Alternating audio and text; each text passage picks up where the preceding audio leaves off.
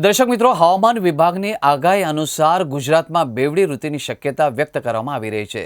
સવારે ગુલાબી ઠંડી અને બપોરે ગરમીનો અહેસાસ થાય તેવી શક્યતા છે.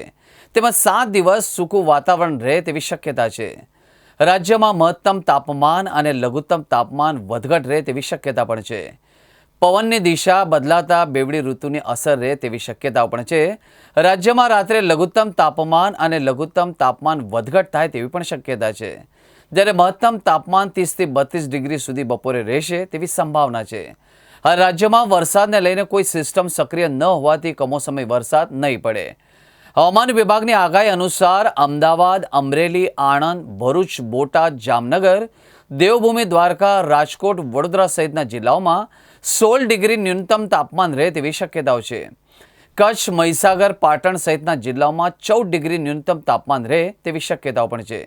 એ ઉપરાંત અરવલ્લી, બનાસકાંઠા, છોટાઉદેપુર, જૂનાગઢ, મોરબી, મહેસાણા, પંચમહાલ, સાબરકાંઠા, સુરેન્દ્રનગર સહિતના જિલ્લાઓમાં 15 ડિગ્રી ન્યૂનતમ તાપમાન રહે તેવી શક્યતાઓ છે.